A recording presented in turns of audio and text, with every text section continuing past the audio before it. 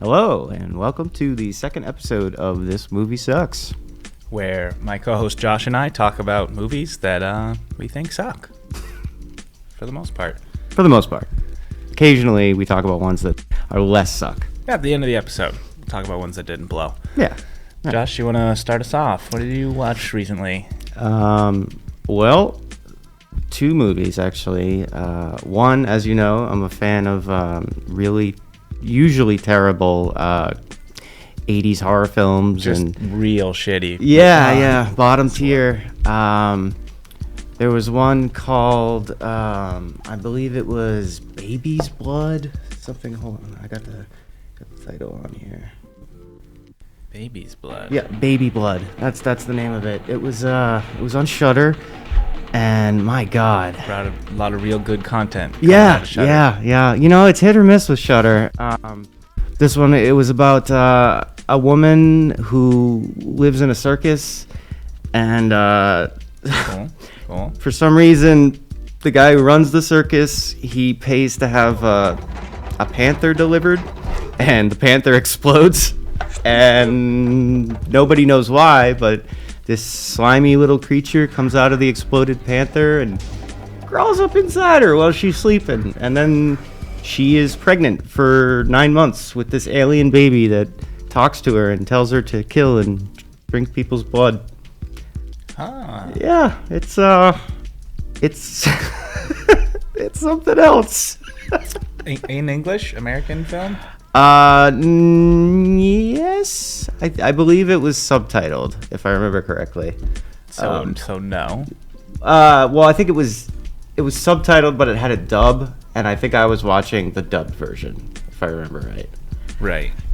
It was pretty bad, either way, and it was one of those movies where I was watching it, and I was like, you know, it's not a man in a hole movie, but Jack would still not be able to sit through this. Is it ever explained why it's a demon? Well, What? Sort of. It's like at the beginning of the universe, there was the creature that existed before mankind, and it was dormant, and it just decided it's always wanted to be born, but it's never been able to, and now it found a woman. So it became a tiger, blew up, impregnated a lady, and then... See, what confused me, though, is that it had to be a slug creature in order to crawl out of the exploded panther and into her. So it technically was outside of a body. So I don't know why it's talking about it's never been born before. Sounds like a horrible concept for a movie. That sounds like absolute garbage. I'm really glad I didn't watch that. That sounds like a steaming pile. The other movie I watched was it was a Shudder original called Glorious. Really kind of a cool concept. It was like a Lovecraftian story based around a guy who is stuck in a bathroom because he meets this otherworldly entity that talks to him through a glory hole. And Actual glory hole? Yes, an actual glory hole. I like this movie so far. Yeah, but the glory hole has a painting of like a Cthulhu monster on it. So the glory hole looks like its mouth. Yeah. And clever. It tells him... So you're sucking off Cthulhu, his tentacle face well, there's or something? actually a joke about that in the movie, which is pretty funny, because it keeps telling him that it needs him to feed it. That it's through the whole movie. And then so finally, he gets to a point where he's like, I give up. Fine, you win. And he sticks his in the hole. And the Cthulhu creature is like, what the hell is that? It's like, I don't need your human penis. I need your kidney. He's like, oh, well, you didn't specify. One might assume it's a glory hole. Yeah, you know, I think... So this movie sounds awesome. What was bad with it? I wouldn't say it was bad. It definitely wasn't bad. It was just... It felt like one of those concepts where it was like so creative and original that more could have been done with it. Let's put it this way: the twist you could see coming a mile away, and that bothered me. Yeah. But yeah, I wouldn't say it was bad. I felt like, you know, they had such a neat idea for original movie, and it sounds funny. Yeah, it was funny for sure. It sound like a horror movie though, so much. Yeah, there was like some gore, but there definitely wasn't anything scary, you know? Yeah. How about you? Watched one kind of B or C tier horror movie, The Last Shift, which was about a police woman who's like a rookie. I've seen this. And she has to, It's Cult, right? Yeah, but you don't really get to see that much of the cult, I feel like. What does she do? It's like the old police precinct or jail, I think. And she's there for the last night it's open. Yeah. And she's like the last person watching the place on its last night. And then it's like ghosts are coming out of everywhere and the whole rigmarole. It's kind of follows the very classic arc of person in scary space. Yep. Weird bad stuff starts happening. Finds out something evil happened there in the past. And then, spoiler alert, she goes crazy and ends up killing the cleaning guys. Yeah, it had a pretty brutal ending. I remember that. Yeah. I was like, all right. Yeah. I just think it was like, I hated that it's one of those films where the main character repeatedly does the just like downright dumbest thing they could possibly do in that situation instead of just leaving. Like eventually the demons lock her in, but that's like the last 10 minutes. Up until then, she has like 75 opportunities to just run away and leave. And like she calls the like other cops on dispatch and is like, come help me, some weird stuff's happening, and they like ignore her and they're like misogynists or whatever, and so like they're not helping. But she gets visited by like a dead cop at one point, right? He's like a spirit in the place though, I think, and he turns around and like the back of his head's blown out. Yes. It wasn't a horrible movie, but it was just like super cookie cutter, I felt like. And yeah, kind of like you could just predict absolutely everything that was going to happen. It reminded me, from what I remember, it felt like a less good version of The Void. You remember The Void? Yeah. The actress was fine. She was good. Yeah. But other than that, I mean, it just didn't have any... Like, the big twist is that she kills the cleaning guys at the end, which is like you could know that was going to happen the second that you hear cleaning guys are coming at some point that night. You're like, oh, she's going to kill them when they get there. And then the chief arrives and shoots her at the end or something. I think she survives or whatever, but she's like, they were demons. And then like it flashes and there's fire in the background and like the cult guy and the women he had killed, which does it ever fully explain why they're there? Did they all commit suicide in the jail cells or something, and now it's haunted with them or something? I believe that's what it was. And yeah. It wasn't great. It didn't, they could have expunged on that and shown more. It kind of fizzled, I thought. Didn't really. I remember liking it, but I don't remember being like blown away by it, not like The Void. The Void, I've seen that movie several times. Big Void guy. I am. I think it's all right. I mean, it's pretty cool. I like the monsters.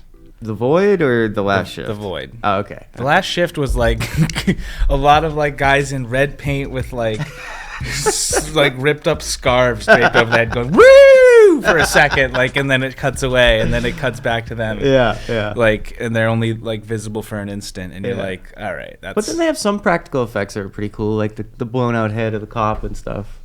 That was okay. It was all right. I'm a practical effects nerd, so I love that stuff. Yeah. Yep. Other than the horror genre, you seen anything else? I watched the theatrical masterpiece, The Woman King, starring Viola Davis and others. Let me just ask you this right off the bat. As I believe 55-year-old, does she cut it as an action star? She honestly, for that type of action star, yeah, she does fine. She's pretty like gruff and she throws down with dudes and like is like throwing swords and shit. Because did you hear why she got the role? No. Lupita Nyong'o was originally supposed to play that part. Yeah. But Lupita Nyong'o knows her history, and she saw the script and was like, "What is this?" Yeah.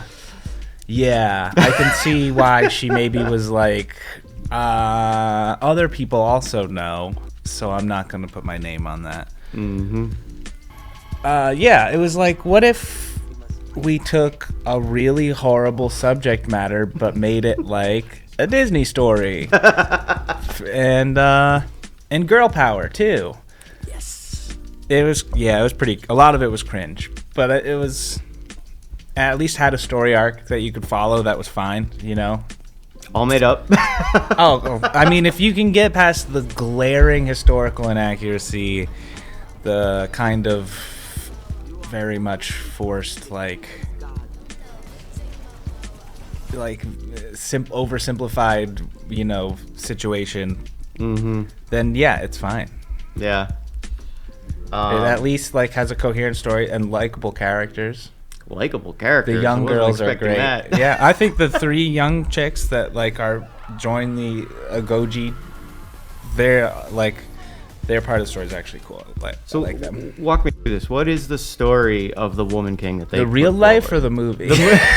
The movie. They're part of this West African tribe that's all of them participate in the slave trade and kind of like work with the Europeans and trade mostly like prisoners of war and stuff that they took for guns and other material.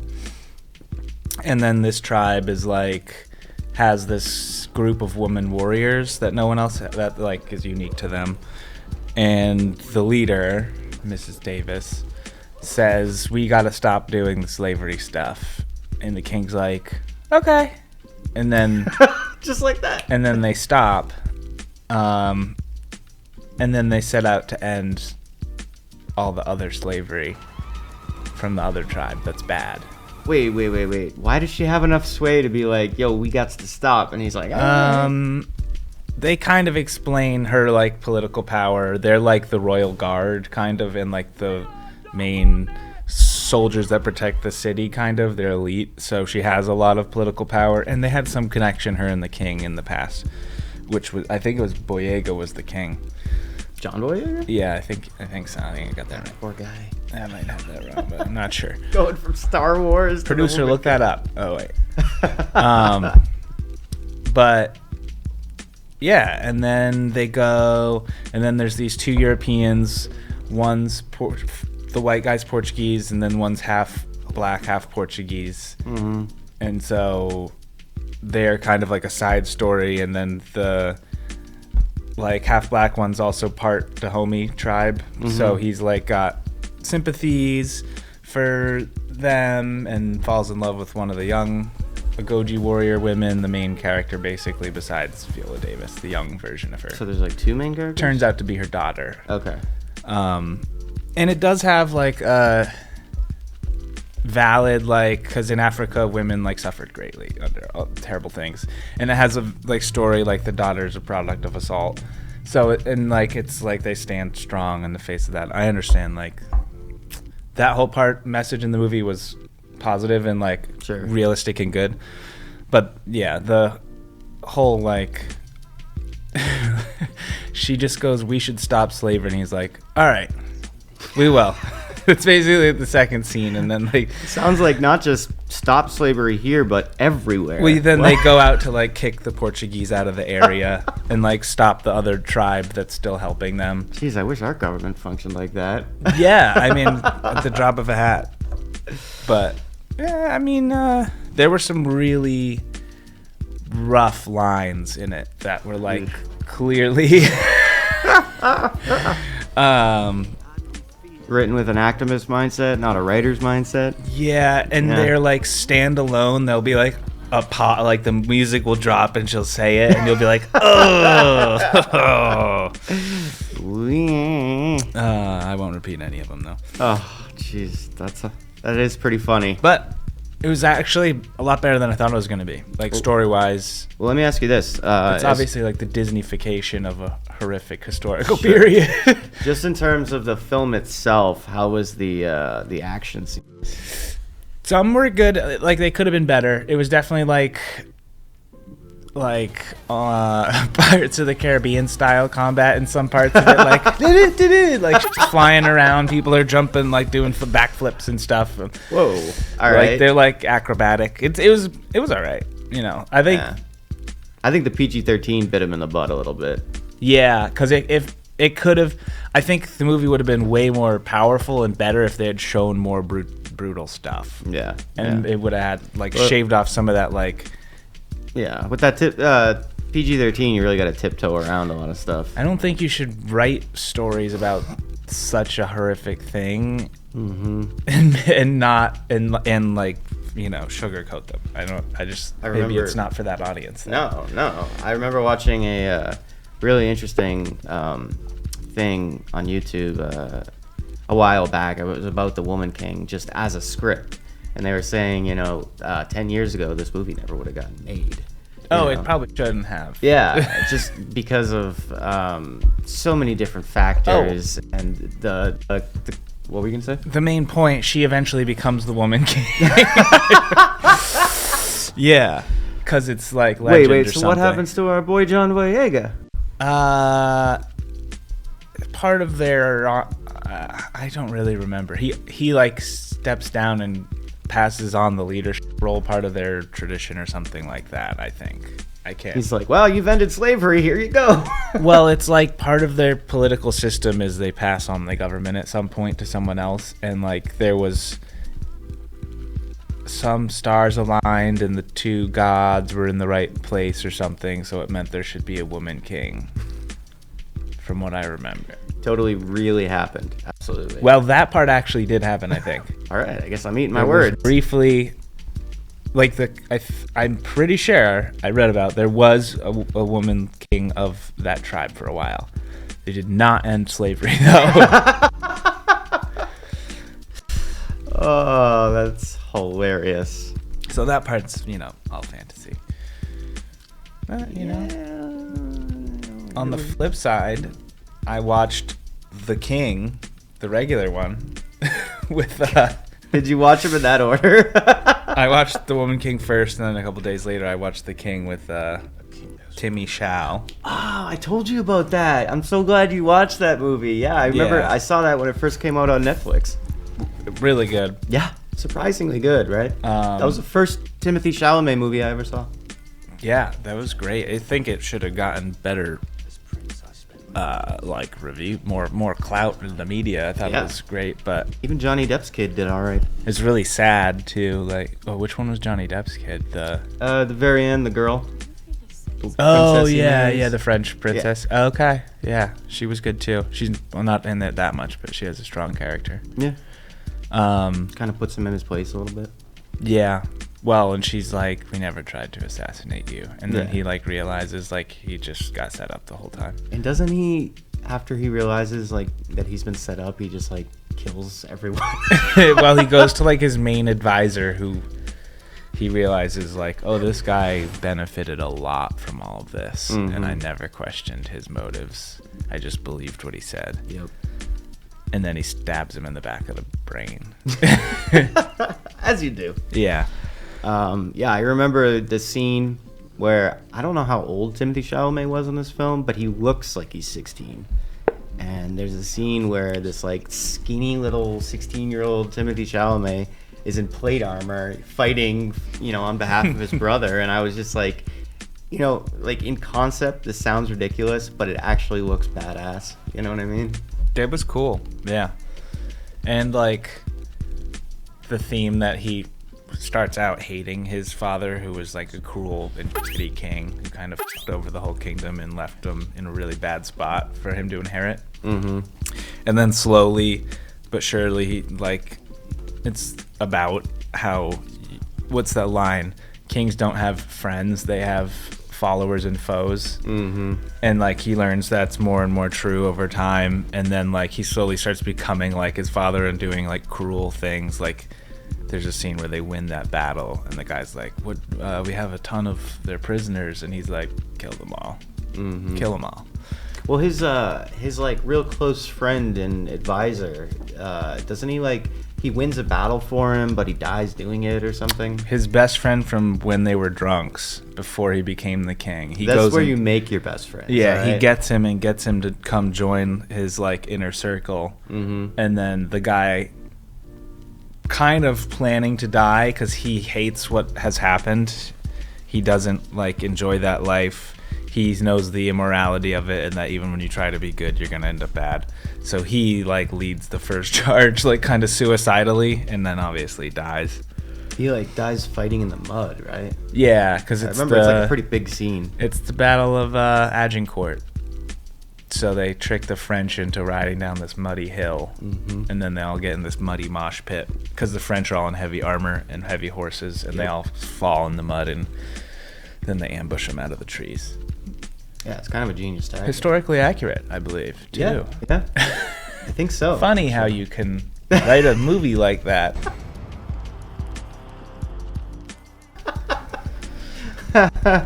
No, but yeah, that was a good film. Did you watch anything good lately?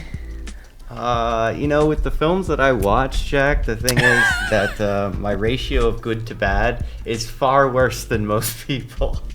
Yeah.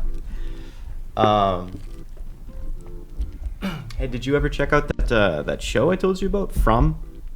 No. A pretty good show. It's kind of a Lovecraftian story a little bit. It's a TV show. I think it was on Showtime. About these people who they all come from different places in the world, and they're usually on road trips, but they at some point on their journey they get stopped by a tree that's in the middle of the road, and then they see all these crows. You never told me about this. I definitely told you about this. Nope. I did, because you said that sounds awesome. And so anyways, they take a detour to get away from the tree, and that detour leads them into this town. And so all these people from different parts of the world that have gotten stuck on this detour end up in this town where, you have to figure out basically the people who have been there before usually help you out and explain what's going on. But when the sun goes down, you have to have these little stones on a wall wherever you are in order to protect you, so that these creatures that wander the land don't come in and just tear you to pieces. But it's really interesting because you find out that when this weird land, this place that existed when people first started coming here, they didn't know about the stones, they didn't know about anything, so they would just show up, and if you were unlucky enough to show up when it was night, you could just end up going down this detour, and then there'd be these creatures, and then you'd have to like hide in the bushes or like do whatever you could to escape them, because they'd just start tearing everyone apart. And it was only over time that the few people who managed to survive through the nights found ways of kind of defending themselves, and then they started to create this like community of these lost souls that ended up in this space. Is this one in English? Yes it is. Not a dub. Very much in English.